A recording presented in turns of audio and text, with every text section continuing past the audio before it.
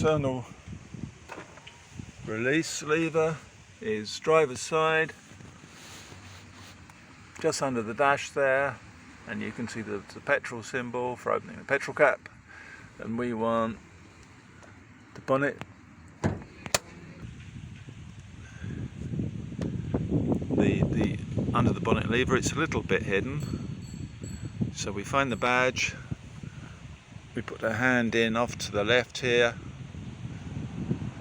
and there, my ring finger there.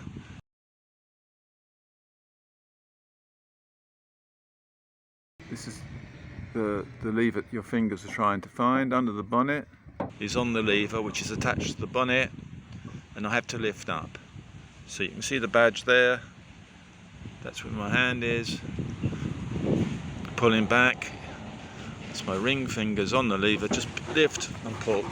It's rather a heavy bonnet. And there's the bonnet support strut there. That's the bonnet support hole. And we're going to close it straight away by dropping it from about 9 inches a foot. We then double verify that it's shut. I can't move that, it's really well closed, it's a very heavy bonnet, and I can no longer access the lever obviously.